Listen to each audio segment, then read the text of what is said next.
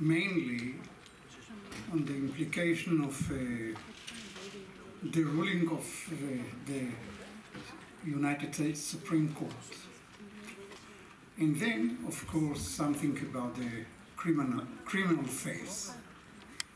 The revolutionary ruling of Dobbs took by surprise lawyers and social science experts.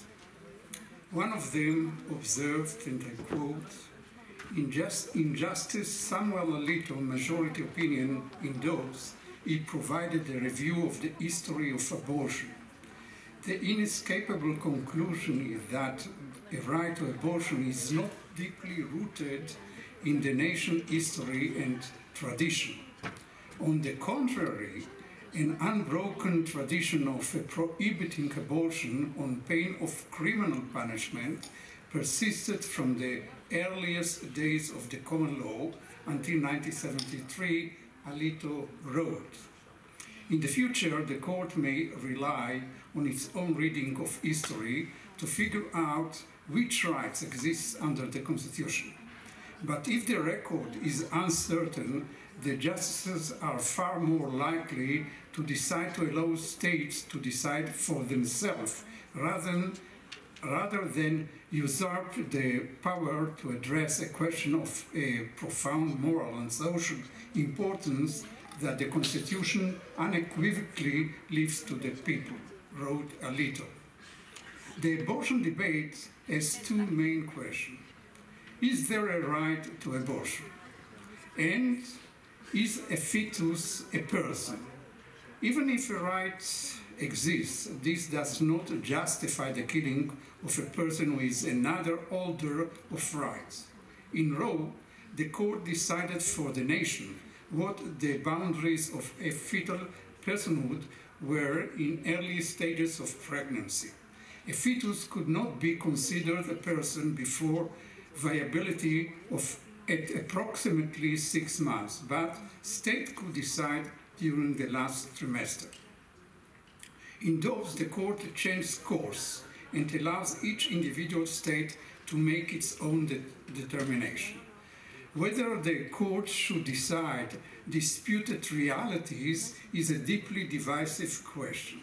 There was a fascinating case called Connir versus Kansas, decided in 2020, which addressed the specific question of who gets to decide disputed social facts.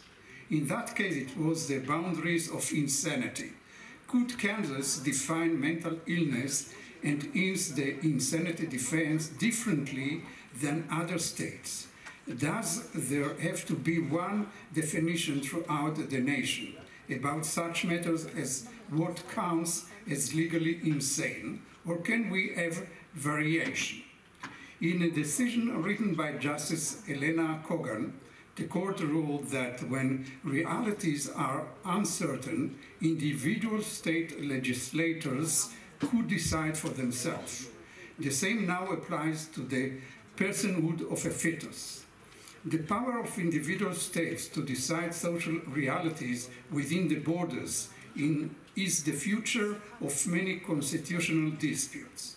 As Alito wrote, in some states, voters may believe that abortion rights should be even more extensive than the rights Roe and Casey recognize. Voters in other states may wish to impose tight restrictions based on their belief that abortion destroys an unborn human being. Professor Michelle Bratcher, Goodwin Chancellor Professor at the University of California, Irvine, spoke before the House Committee on Oversight and Reform, and she said, the Supreme Court issued its decision in Dobbs and Jackson, Women Health Organization, overturning Roe and Wade, Planned Parenthood versus Casey, and a legacy of abortion cases that followed, which upheld the fundamental right to an abortion in the United States. As recently as 2019 and 2020 term, the Supreme Court affirmed the fundamental principle of Roe and Planned Parenthood and Casey in June Medical versus Russo, In that case, Chief Justice John Roberts emphasized the importance of stare decisis and in the integrity of the rule of law. Now, in the wake of the Supreme Court decision in Dobbs, the integrity of the rule of law, adherence to stare decisis, a commitment to the constitutional protection of privacy, and confidence in the Supreme Court are weak and vulnerable. The Dobbs opinion reflects a serious threat, not only to abortion rights, but to privacy overall, related to contraceptions, accesses, marriage, adoption, and family planning. It is a decision rife with omission and errors in law, history, and healthcare. The opinion excluding a chilling level of partiality and selective, if not opportunistic reasoning, citing as persuasive authority the discredited writing of scholars who showed such contempt for women personhood that they published treatises condemning girls and women to centuries of domestic violence and rape unpunished by law. For example, the court cited Matthew Eyre treatise, History of the Pleas of the Crown, theorized that a husband cannot be guilty of rape because marriage conveys unconditional consent.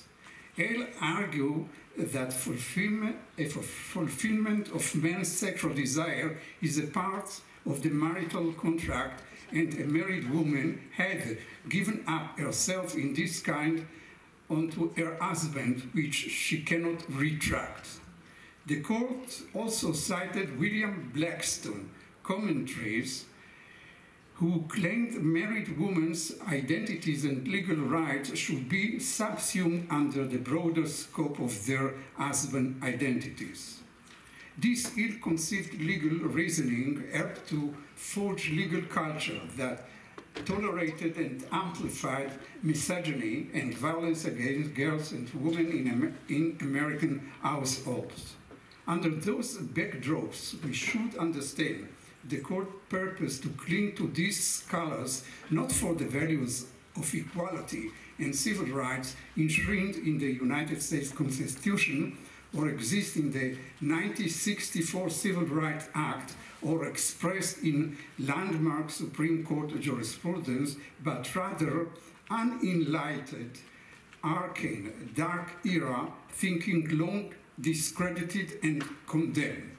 According to Blackstone, the very being of legal existence of the woman is suspended during the marriage, or at least is incorporated and consolidated into that of the husband, under whose wing, protection, and cover she performs everything. When states coerce, force women, girls, and people with the capacity of pregnancy to remain pregnant against their will, they create human chattel and incubators of them. By doing so, state lawmakers force their bodies into the service of state interests, something which outlawed years ago. One writer reflected by saying mandated, forced, or compulsory pregnancy contravene enumerated rights in the Constitution, namely the 13 Amendments prohibition against involuntary servitude and protection of bodily autonomy, as well as the 14 Amendments, defense of privacy and freedom. In Dobbs, the Supreme Court demonstrated a selective and opportunistic interpretation of the Constitution and legal history, which disregard the intent of the 13 and 14 Amendments, specifically framed to abolish slavery and all of its vestige.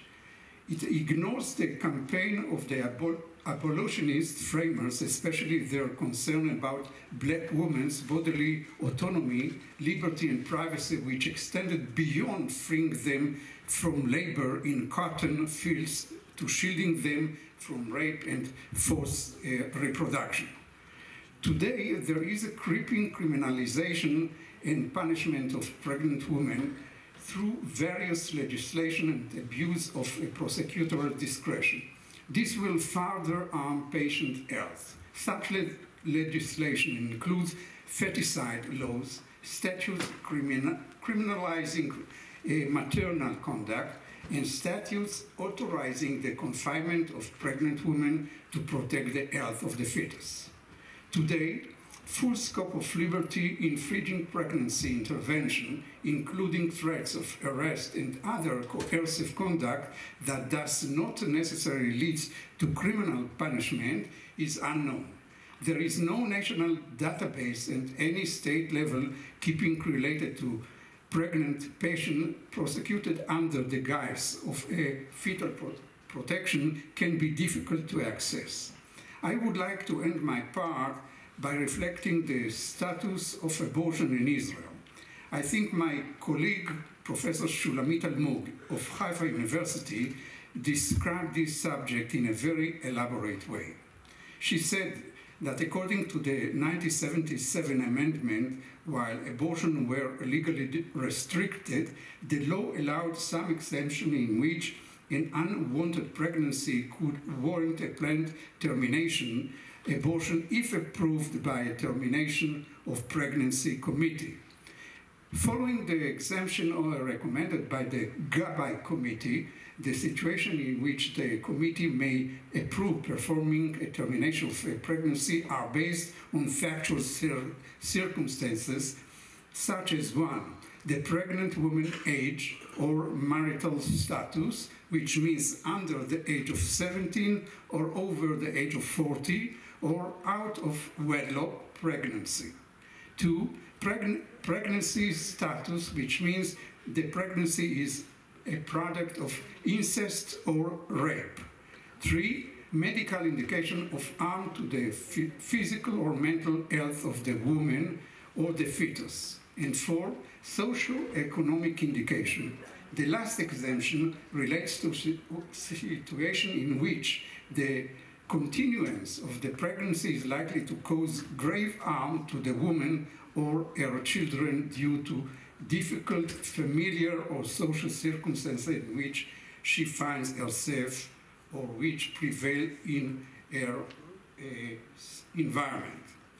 I would like to add something that only yesterday I have noticed.